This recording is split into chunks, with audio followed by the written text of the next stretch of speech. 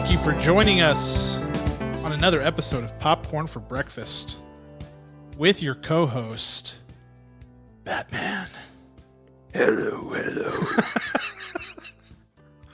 Batman sounds like he's been smoking 30 packs a day for since the Nolan trilogy. What's happening, Kirk? What was that? I think it's the restriction of this mask is not like adult size. Yeah, it's crushing your face.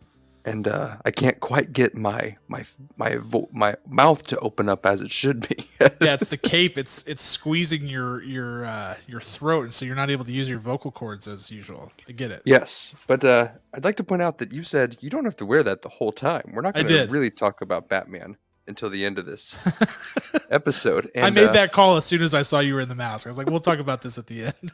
And I said, no, I'm going to fully commit, Cam. I'm going to wear this the entirety of this episode. And I would expect no less, because to be honest, that's a very on brand choice for you. I feel like you don't do things halfway, Kirk. That's one of the things I like about you. You go for it.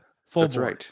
I also feel like this is a good opportunity to reach out to my family and friends to tell them that I need an adult size Batman mask. I agree. Please. I agree. I think we need to make that a priority, because the thing that worries me is that there will be more Batman films, Kirk, and I'm not sure your skull can weather the beating that it's going to take over the next few years.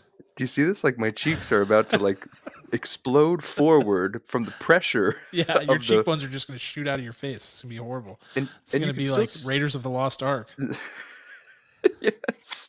And you can still see my actual nose. That's not the point. No, it's not. Of the Batman mask. That's right. It's not.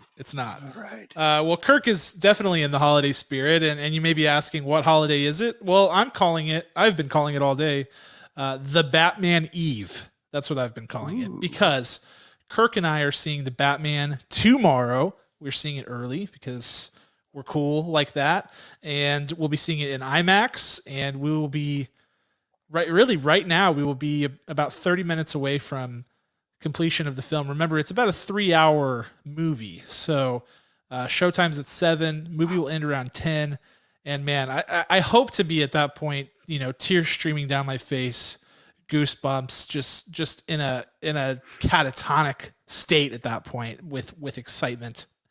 That's what I'm hoping for. I don't know if we could reach that. That might be too high of expectations, but that's what I want. I'm so hopeful that the action will be so superior that I'm going to bleed myself. Like, I'm going to feel the punches and the 4D. Kicks.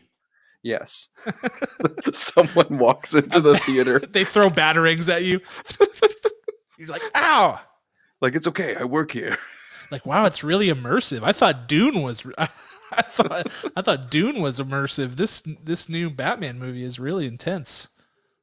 Yeah, wow. It's exciting. It's very exciting. And in fact, it's funny how short the memory is.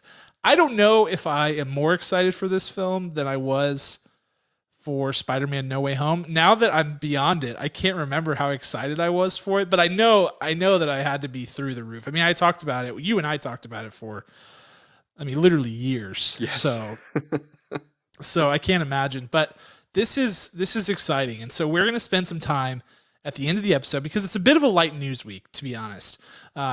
So we generally use this stream to talk about the latest in movie and TV news. There still is movie and TV news, and we'll give you the scoop on that in a few minutes here. But we're going to take some time at the end of the episode to talk about the Batman and to talk about sort of, final thoughts. That way, whenever we go to review it, we can play it back or remember what we said and see how accurate our thoughts were, or what our expectations were, and were they met, exceeded, or not met at all. So it'll be a good little thought exercise before we head into this film. But I'm fully there, Kirk. I started watching the Nolan trilogy back today. Like I'm all in. I'm all in. I've got the jitters. I cannot wait. It's gonna be great. All I did was put this mask on 2 minutes before we started recording.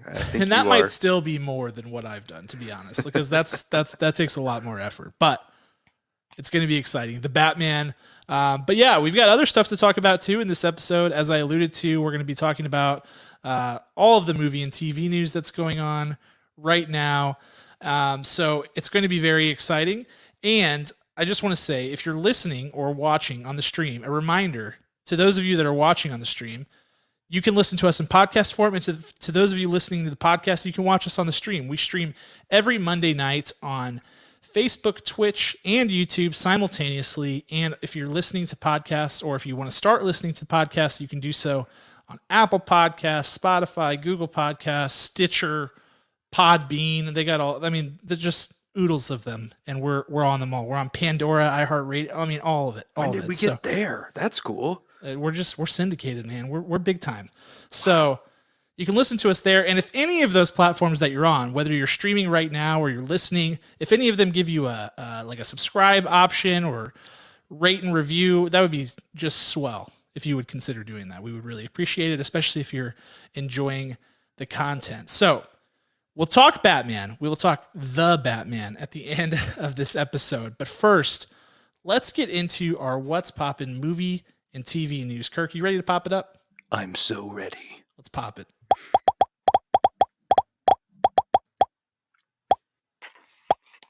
All right. First things first, Kirk, and I'm throwing it to you on this one because I feel like you were our unofficial SAG Awards correspondent because I feel like at this point it's well documented that I kind of hate award shows. I like the awards and I love to watch the results and hear everything that happened.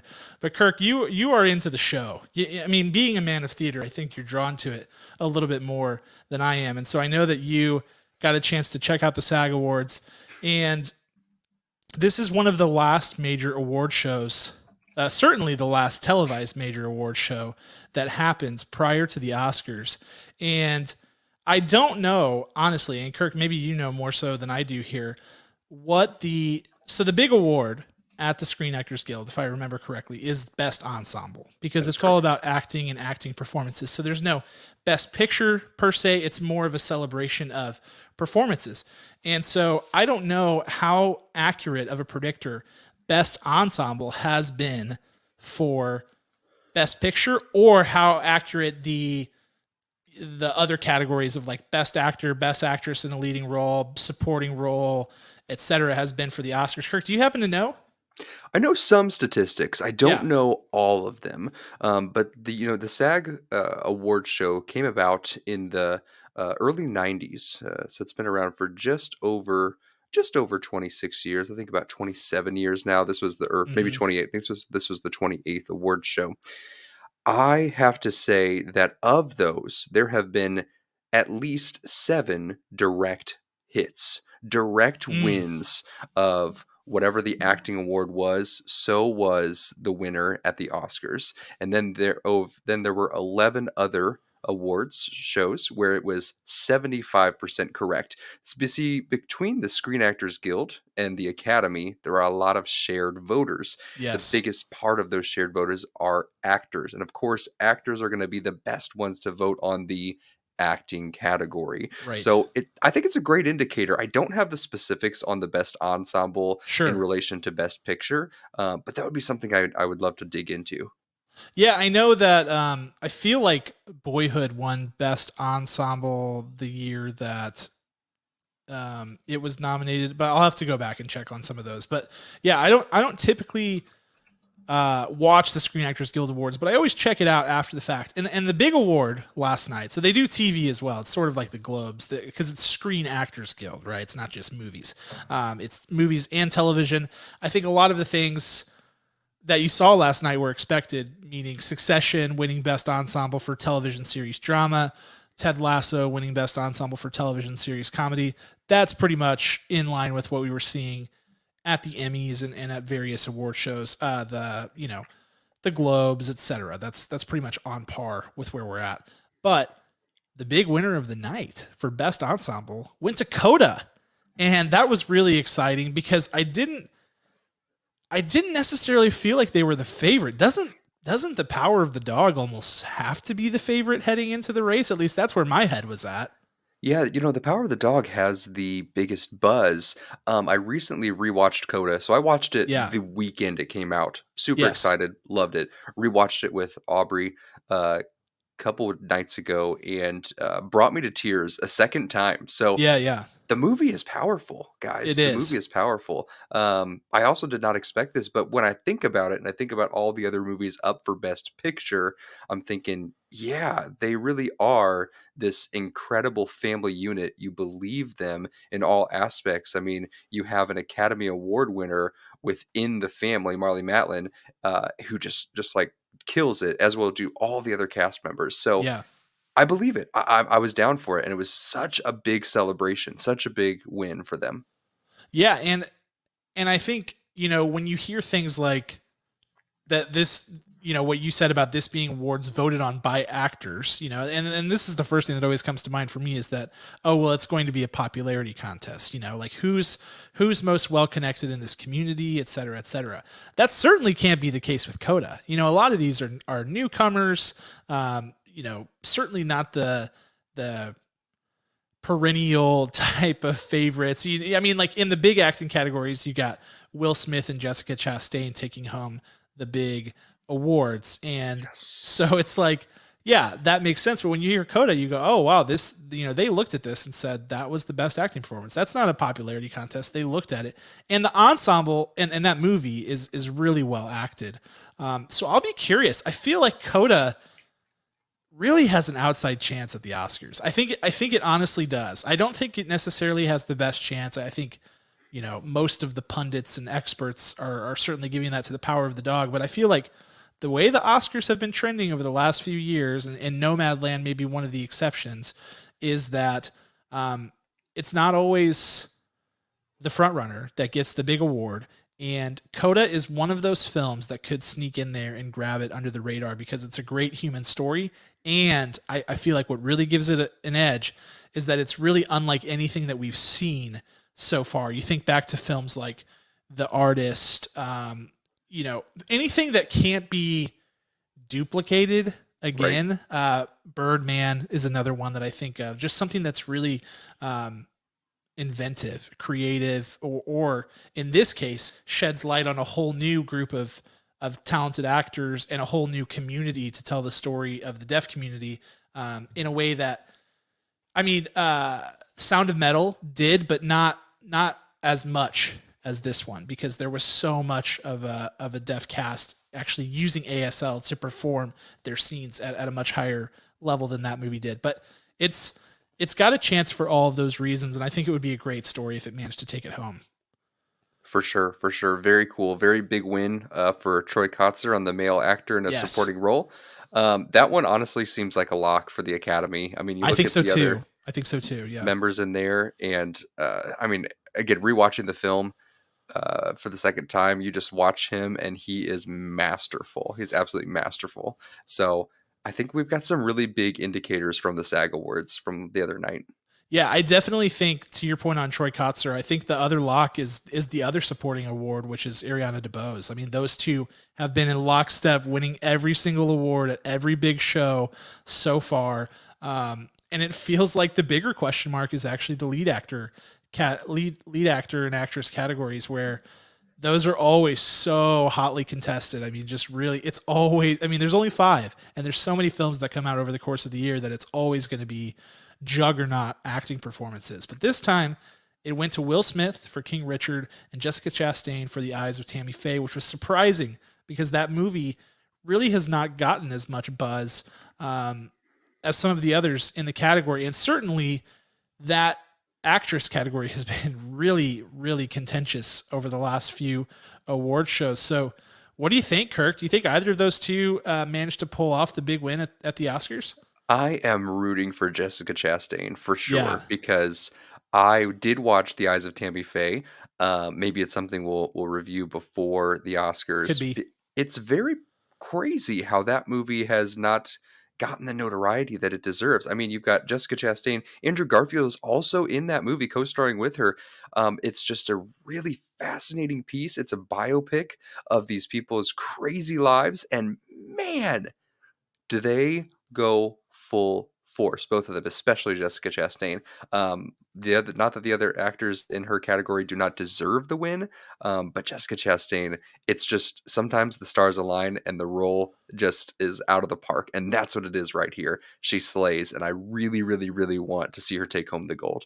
Yeah, it would be crazy just because that movie hasn't had the same sort of political weight behind it, meaning like the politics of the whole award season, the campaigning, the marketing, everything. That movie Right. really hasn't had the same level of push that some of these other movies had, so that would be huge. That would be a big win for her. And what I love most about that is that you've heard so many times movies that actors get nominated for that their performance is incredible. Like Yeah. Leo and J. Edgar Hoover didn't win, got the nomination. Meryl Streep and Iron Lady got the nomination, got the win. Yeah. And this is a truly good film, like from top to bottom. And I really hope she gets it because it'll continue to bring her to the forefront and let people really know who she is and what she can do, and B, let this film be known. It's a really crazy and important real life story. It blew my mind. I need everyone to go see it right now.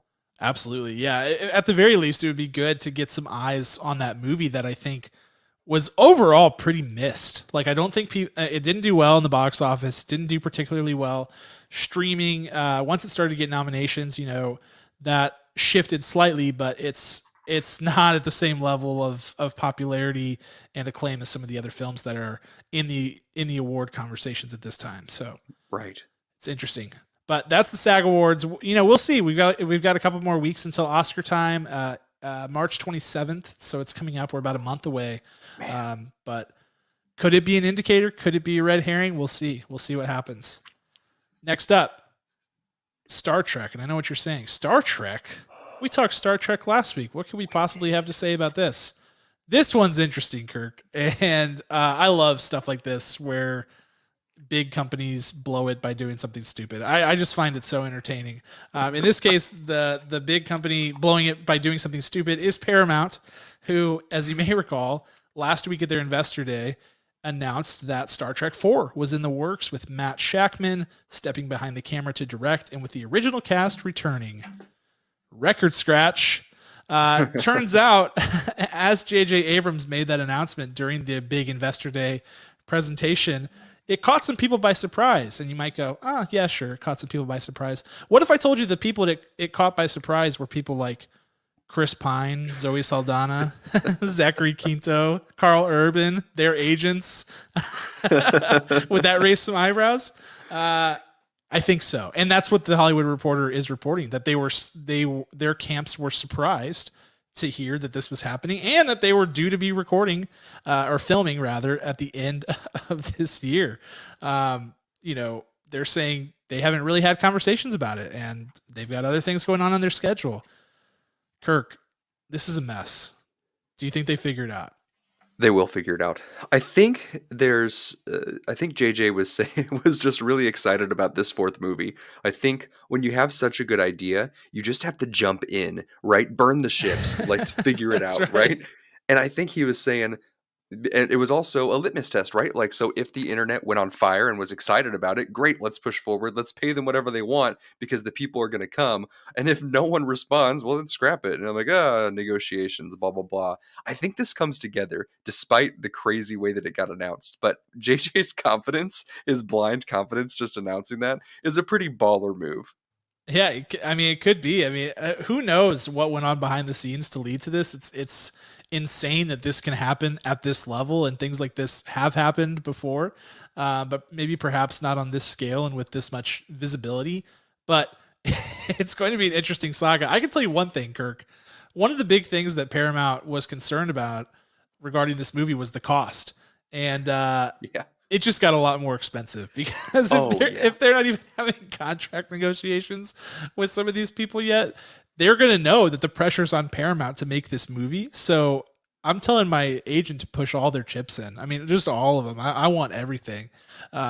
Especially if you're somebody like Zoe Saldana, who's always got a packed schedule, who's a huge megastar. Chris Pine's deal's not done yet. He's still got levers that he can pull. So if they were worried about cost, I have to think that this maybe wasn't the right play, but we'll see. I'm optimistic, but we will obviously keep a close eye on that one. It will happen. We will see this movie. I promise you. I It, promise you. it, it does seem like there's too much interest for it to not happen. Well, if there's anything that we've learned over the last decade or so, it's that if the fan interest is there, they will find a way to make it. Perhaps the biggest case study for this is No Way Home. I mean, that was like everybody wanted, and spoilers, even though the spoiler moratorium is officially over, but if everybody wanted a live action Spider-Verse, and just immediately made that happen.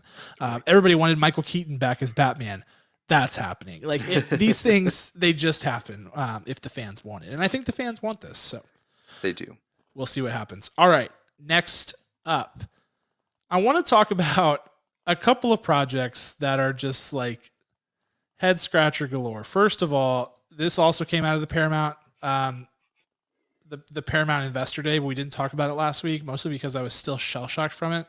And for those of you not on the stream, I just threw up an image. This is of the Fairly Odd Parents live action series. Fairly Odder, I believe is what it's called. Not Otter, Otter, but Odder. Man, I was grossly mistaken. And what is this, Kirk? What is this show? And I've been like sleuthing to try to figure out what's happening here. So it's a live action Fairly Odd Parents show. We've gathered that. The basic premise is that Timmy Turner is handing the baton of his godparents, his fairy godparents, to his like little cousin or niece or something, Vivian. And so it's a whole new era where it's like a live action iCarly, Drake and Josh style show with Cosmo and Wanda, who are cartoon characters, like the same Cosmo and Wanda, and it's just basically a reboot, I guess. But it looks just atrocious. I mean, if you're not on the stream right now, you have to stop what you're doing and Google this thing. There's a trailer. I bet you won't even make it 30 seconds through the trailer. It is the cringiest, most horrific thing you've ever seen. And I don't even know, Kirk. Like, who is this for? Who is this for? Because I saw that this show is rated Y7. Like it's like a kid's show. Yep. What kids that are young are going to connect with this? Like, okay, so your parents, maybe your parents watched the Fairly Odd Parents. It's not going to appeal to them because it's horrifically horrible and campy and terrible and everything. So I don't understand. Like, the kids aren't going to know who the Fairly Odd Parents are. So what is this thing even? It's a hot pile of garbage, Cam. It's an absolute hot pile of garbage. There's not a chance this thing succeeds. I think they cancel it before they release all of the episodes, just in pure embarrassment. I mean, you look at these production photos. Oh, dude. And it's just so terribly done. It doesn't make any sense. It's as if every single person was designing a different show, and every single actor is acting in a different show. Nothing is cohesive about this at all. And why we thought it would be a good idea to go Lizzie McGuire and put the cartoon into the live action, but at least those were separate, right? Those were just like asides in 99% of the cases. This makes zero sense in all regards. This would have been better if they would have went a really weird route and had the godparents be actually like people, like SNL Shrunken style. Or just like Danny DeVito. just walking around. Yes. I mean, there's no way this succeeds. It fails immediately, and none of these actors will ever act again. It's just that simple. What this looks like, honestly, it looks like a high school video project where everybody went to the theater, like the high school theater, and they have like props and costumes and stuff laying around from the thousands of shows that have been done. And so nothing really goes together, but you can like kind of hodgepodge something together. Like that's what this looks like, honestly. And I'm not just like, that's not just me spitting a hot take. Like it honestly looks like that. It's so horrific. And why is this not a cartoon? Why not just do it as a cartoon? I don't understand. It makes no sense. If it's because of the animation, I mean, I guess it saves time because you only have to animate, what are they, Wanda and Cosmo, but then you have to overlay them into a real world with I real guess so. textures. Make them like the new animation, right? The CGI animation. Make the whole show that way. Yeah. Why not? If you're going to reboot this thing, like this will haunt my nightmares. It's this terrible. specific still that you've pulled up, I that know. face. I had to pull up this one because the Timmy Turner situation, this is like this is Godfather meme. This is the look how they massacred my boy. That's how I feel about Timmy Turner right Yes. now, because like what did he do to deserve this? What they've done here. He's wearing two different colors of pink. His hat is a different color from his shirt. It is. And that necklace looks like tinsel that he's wearing. Yeah, it's really bad. And also, like, of all the cartoons to adapt into a low quality real life television show, why one of the cartoons that has some of the most preposterous animation and character designs of anything? Like, their heads in that show are ginormous. They all have some sort of outrageous feature. Like, for God's sake, Mr. Crocker, like that guy, his ear is on his neck. Like, I don't understand why this was the idea. I really don't understand it. It's painful. What a disaster. Well, we will watch it burn, Nickelodeon, and you are only to blame.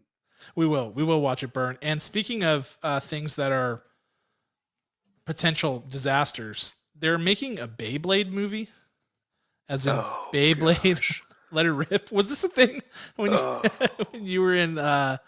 I don't know. I mean, for me, it was probably like grade school, maybe junior high.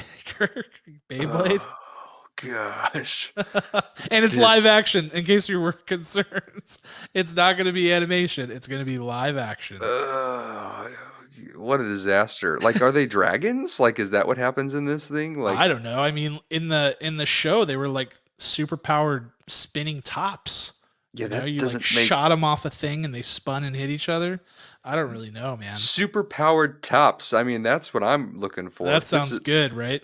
how enthralling. Like, it's And why now? I have way more questions than answers on this one too. who owns the rights to this? Do we know? I mean, I'm sure we do know. This will be the last film they ever make. This is it. This will shut down their production company. It will Well, bankrupt them. you know who's backing this is Jerry Bruckheimer. Oh, what? And he's like the guy. I mean, like he's like he's made so many huge films. He's produced so many huge movies, and he's producing this one with Paramount. So Paramount's on a roll. They've got the Star Trek disaster.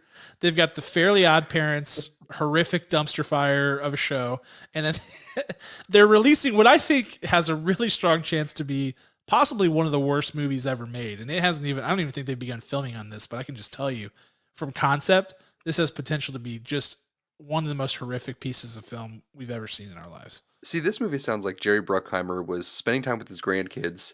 They're playing this. He's seeing them have so much fun, and he's like, "That's it. This must be the best, hottest thing for kids right now. I'm gonna make this a movie," and did no other research. This is Grandpa Bruckheimer right here. That's what's happening. Gramps. And also, is anyone playing Beyblade? Like, hardly anyone played Beyblade when I was in school. I can't imagine they're playing it now. So I never played it. I did not No, know it me even neither. existed until our nephews played it, and they Did they? They did play it for a hot second. Oh. I mean, that thing lit and burnt out within months. So this thing, what an absolute disaster. I can't get that off the screen. Well, can't look at it anymore. I remember the old tagline for the show and for the game was "Let It Rip," and that's a good microcosm for what this movie is going to be, which is a giant fart. That's the only way. That's the only way to summarize it. Oh man! But let's talk about something that's perhaps good news. So this was hilarious because I was reading an article about the Madonna, this Madonna movie that's being made. I don't think we've even talked about it on the podcast yet, but Madonna is directing a biopic about herself. And she wrote it as well, with another co-writer whose name is escaping me at this time. But the Ankler, it was perfect timing on that image, wasn't it? Oh man, I'm sorry. I'll explain in just a second for those of you on the podcast. The Ankler had an article about that, and so I clicked on it to read it.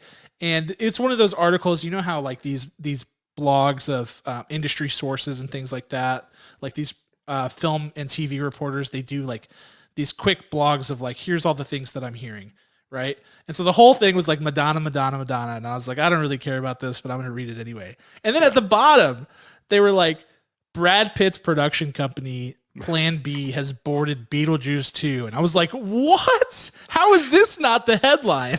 So the reason Kirk died laughing just a second ago was because I pulled up a picture of Michael Keaton in Beetlejuice as I was talking about Madonna, which is probably the last thing he was expecting.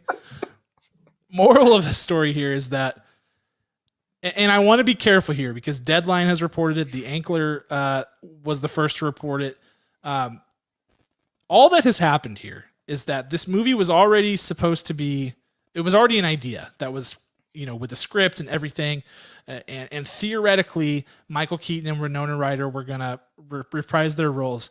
And it was kind of dead in the water for years and years and years. Well, now Brad Pitt's production company, which you probably have seen their logo many times, Plan B, has boarded the production. And so it's got some new financing. It's got some new creative minds on it.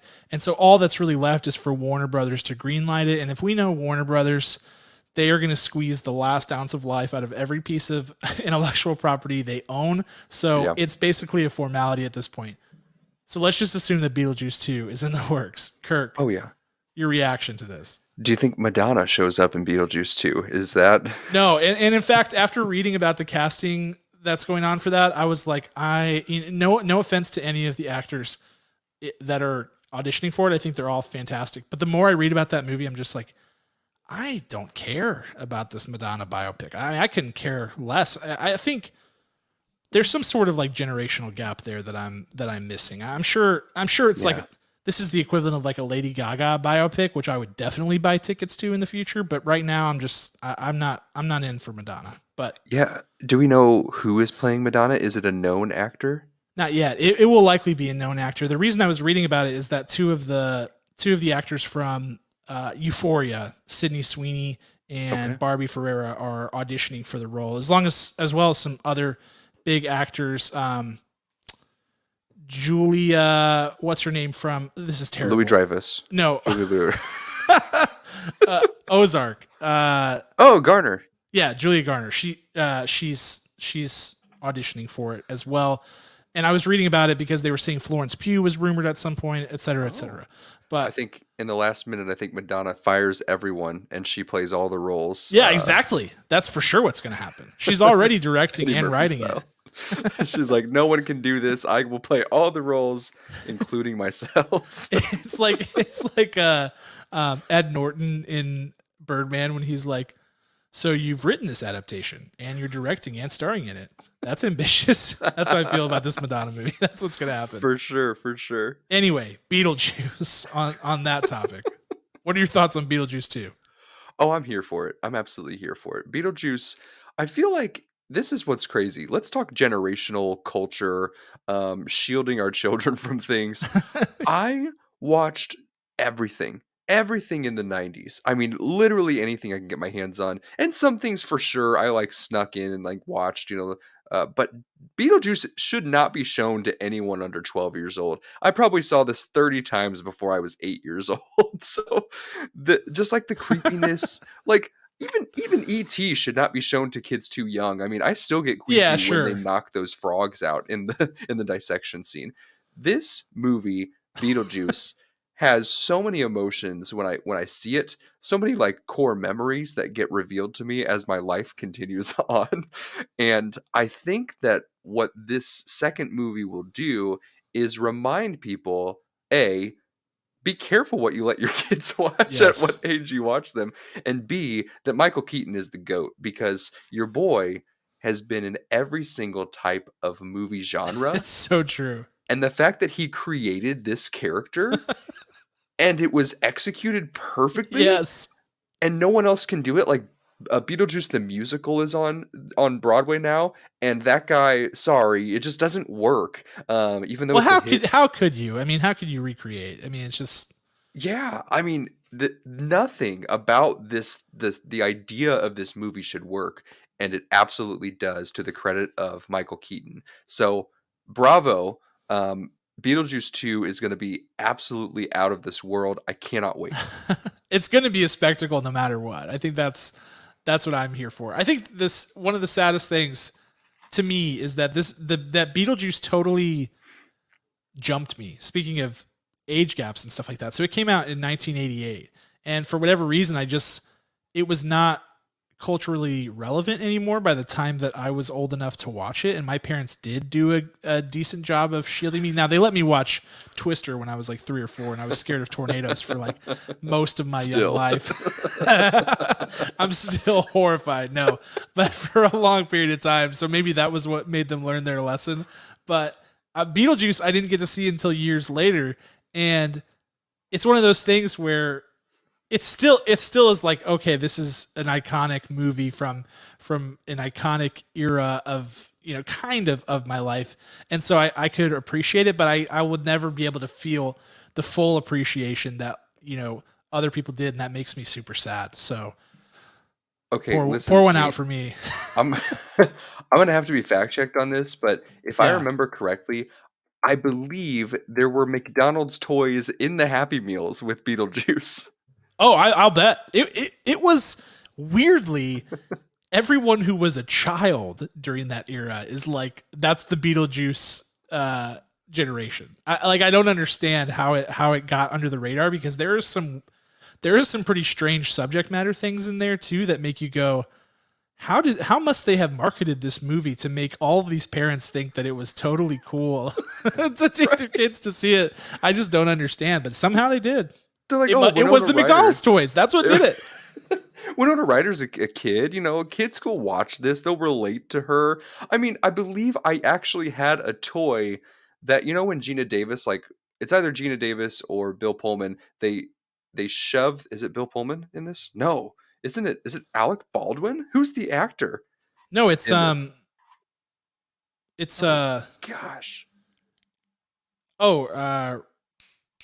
Rick Moranis? Not Rick Moranis. Oh no.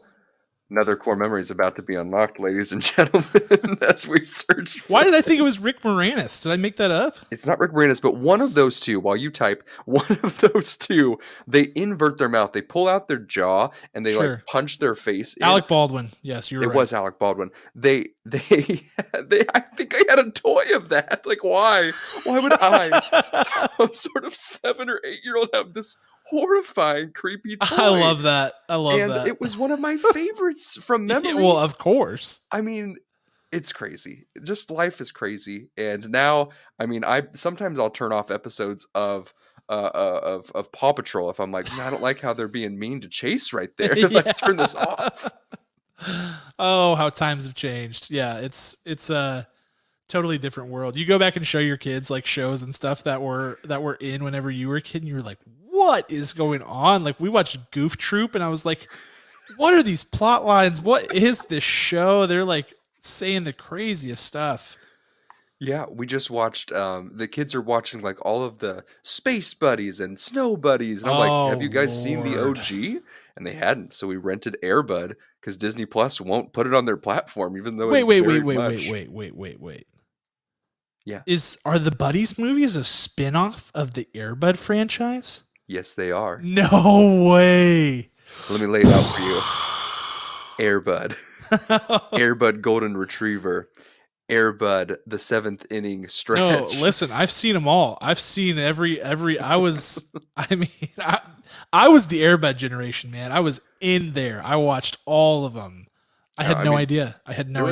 There was some very heavy drama with Josh Fran and his dad, a pilot in the Air Force, dying tragically. The creepy clown who owns Air Bud, who's cursing like 4 times in the movie. The coach who gets fired because he's abusing one of the kids on the team by just like chucking basketballs at his face because he's mad that he lost the game.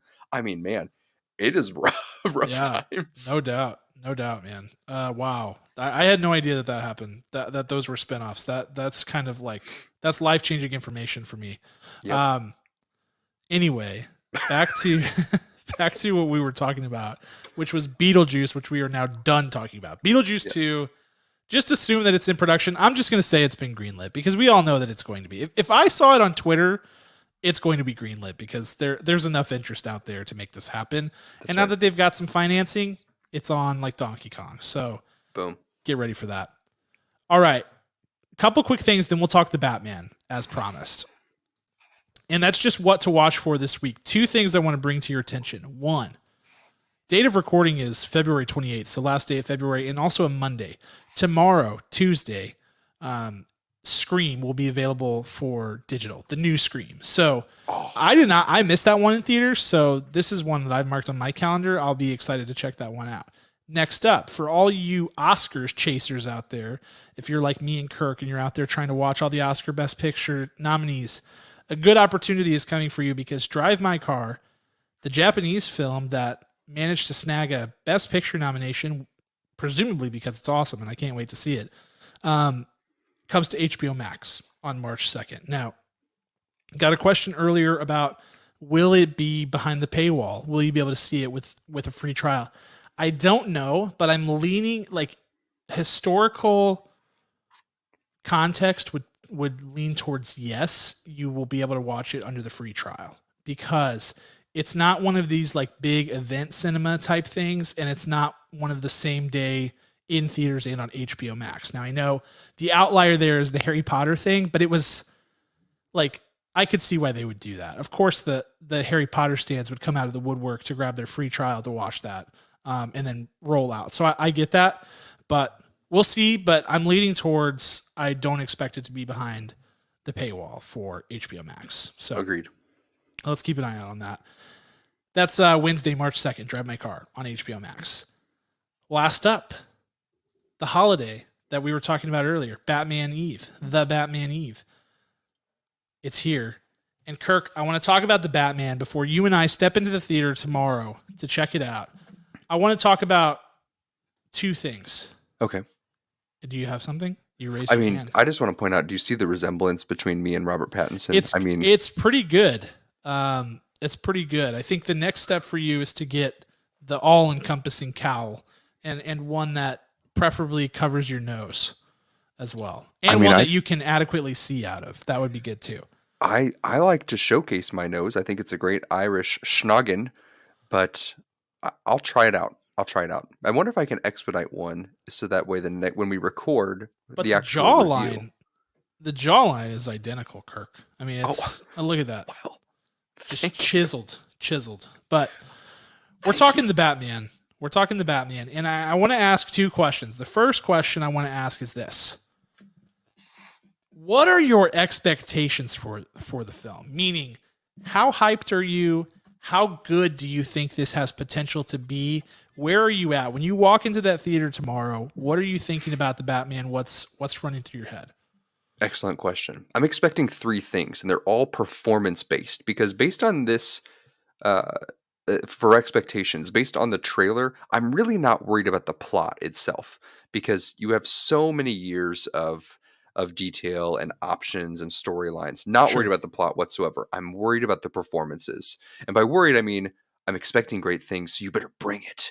So for the three big ones I'm looking at R-Pats, and I'm looking that he is going to get a public acting win. Not an award, but so many people still don't know about all of his other films he's done outside Twilight that he really does deserve to be notarized as one of the greats of our time.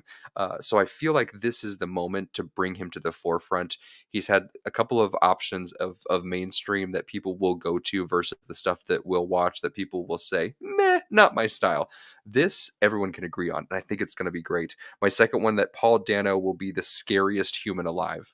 The scariest human already alive. Is, so check. Oh man, I mean, citation, There Will Be Blood and Prisoners. I mean, and any other movie he's done. He's an absolute artist at being the creepiest person in the room. I really hope that in real life he's like the sweetest, kindest man, but I kind of doubt it. I kind of think there's some twisted stuff he's always up to in real life.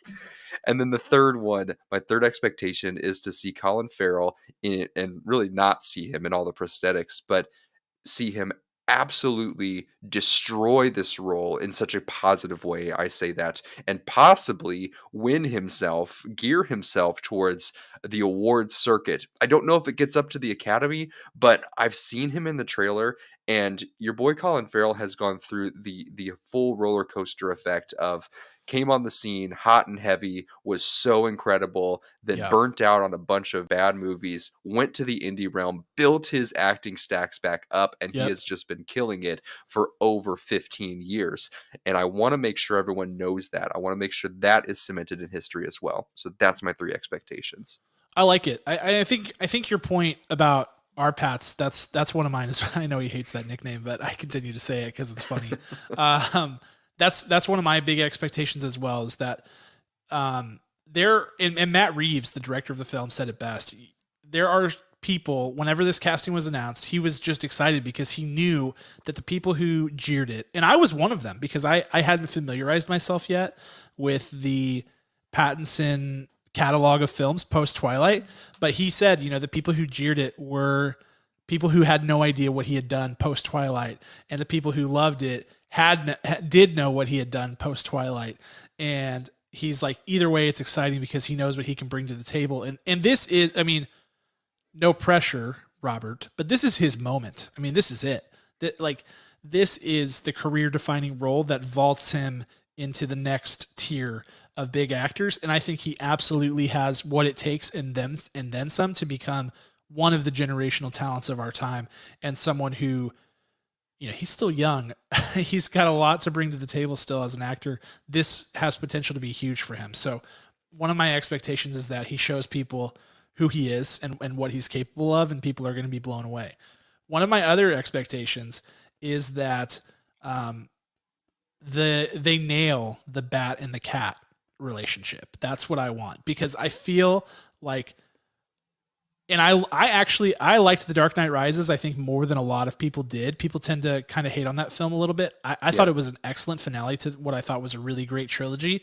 And I thought the Anne Hathaway Catwoman was really good, but there just wasn't enough time to flesh it out. So I am just so excited that at the beginning of the trilogy, we're already into the bat and cat stuff, because that is one of the most subtextually complex relationships in comics, in any story that I've read. It's fun, it's exciting, it's rewarding. I think there's just so much there to love about the Selena Kyle relationship with Bruce Wayne, and I cannot wait to see that explored more with these two actors, who both of whom I think are absolutely fantastic. And then my last expectation is just that Matt Reeves really starts to come to the limelight here, because this guy has been doing amazing things for a long time. He's young too. His Planet of the Apes movies are so good. He's done a lot of great things. So I'm expecting it. He's worked with Jeffrey Wright before. He's worked with he worked with Gary Oldman, who was previously in the Batman series, and he really is just a great fit for this. So I'm expecting it to be really good. My hype is extremely high for this movie, which is sometimes not a good thing, but I think that, and it's not based really on anything I've seen from the movie. It's just based on the pieces that are there. You've got Matt Reeves behind the camera, really capable director. You've got Robert Pattinson donning the cowl, really capable actor. You've got a supporting cast full of really cool actors who have tons of ability and range, playing really cool characters that they're well matched for. We didn't even talk about Jeffrey Wright as Commissioner Gordon. Right. And you've got a score composed by Michael Giacchino. Or I always say his name wrong, but that's basically how it's spelled. I just think all the pieces are there to make this happen. And the other thing that makes this key is that this movie could not have happened without the Nolan trilogy. The Nolan trilogy had to happen first before people were ready for this type of Batman movie. And what we're getting is a real 1990s Batman detective style story from the looks of it. And that's what I'm expecting, is that, the Nolan trilogy walks so that this trilogy could run. And that's what I'm really excited about. Yes. Beautiful. Okay. Next question. I'll lead off on this one. What does this movie have to do to be a success? This is our other question. So for me, I want to be clear. There will be a lot of comparisons going on after this movie. I'm expecting comparisons to the Nolan trilogy and painfully, and this is the one that I'm really bracing for, unfortunately, comparisons to Spider-Man No Way Home, because it was the most recent film to come out. And I think that that will be one of the most annoying conversations on Twitter if this movie is good, is what's better, the Batman or Spider-Man No Way Home, which is a preposterous conversation because they are trying to accomplish two totally different things with two totally different characters in two totally different worlds. So I think for this movie to be a success, it has to be totally different. I want it to be differentiated from the Nolan trilogy. Otherwise, it's like, why didn't we just keep going with that Batman? I want it to be its own thing. I think it needs to be good as a standalone product. I think a lot of what we see from series now, and it happens on the Marvel side too, as good as they are at what they do, a movie that can sit there and stand alone as a piece of cinema, and you can look at it and go, this is well structured, well formatted as a standalone film, while also setting up for the future. So my expectation is that Colin Farrell will be sort of the big bad that they're using in this film to build up to larger things. So I want that to run, but I want this movie to be really self-contained as well, and to be really well put together. And finally, it does not have to be better than The Dark Knight or better than Batman Begins or better than The Dark Knight Rises to be a success. It just needs to be its own thing, and it needs to be good and to give us something different. So that's my take. I love it. I'm looking for two things.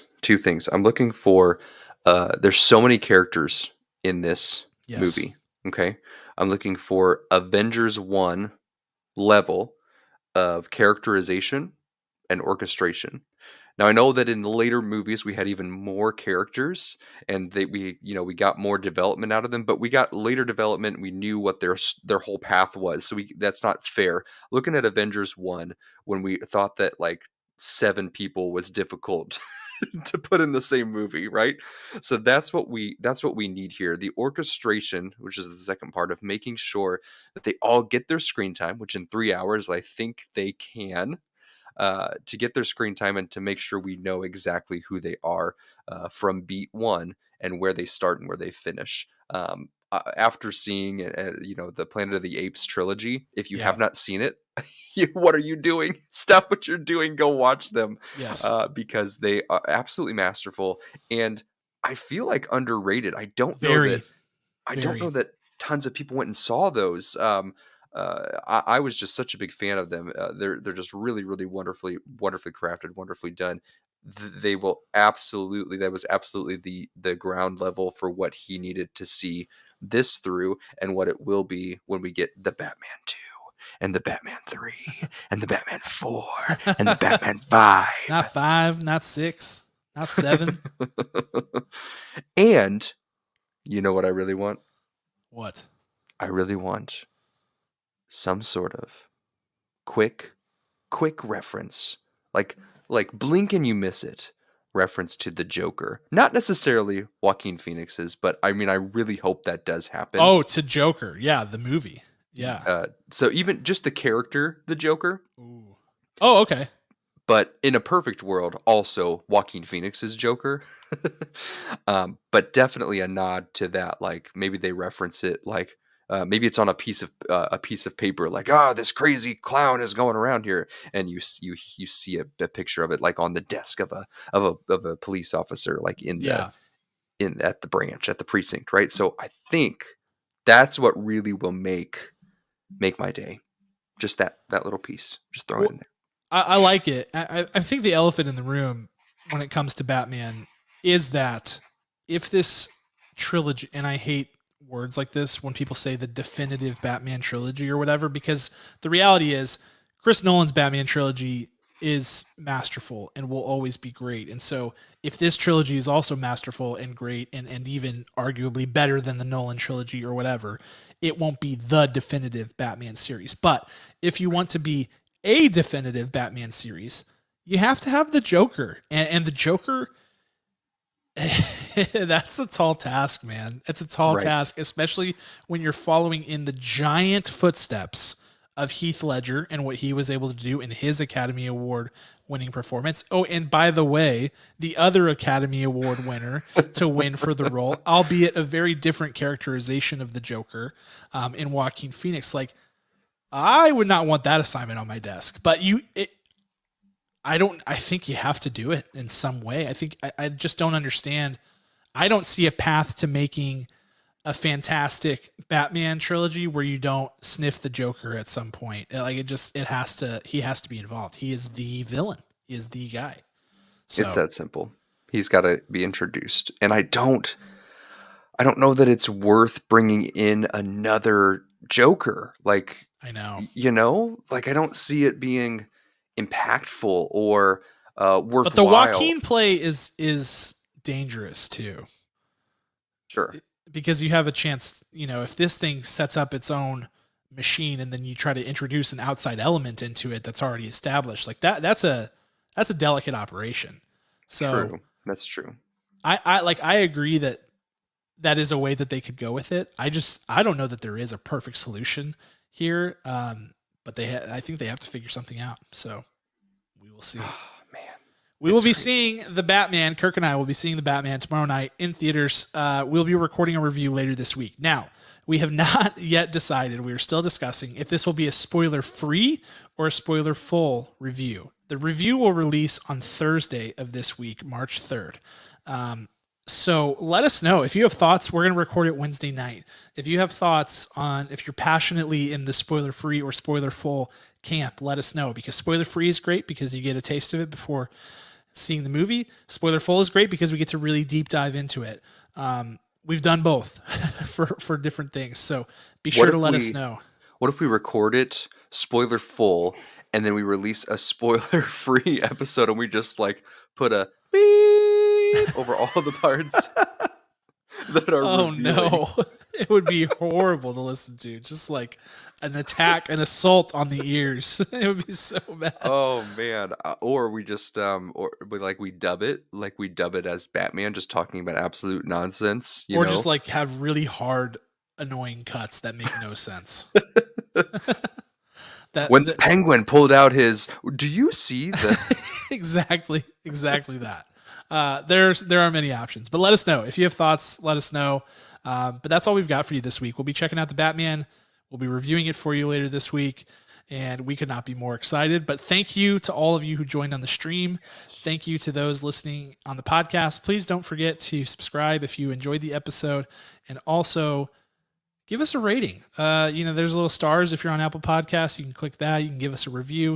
It doesn't take very long, and we would be endlessly thankful and full of gratitude for that. So thank you so much. And we also have to give thanks to some other people we're full of gratitude to, and that is Ryan Spriggs, our executive producer, and the band Rhetoric, who composed our original music, which you're about to hear.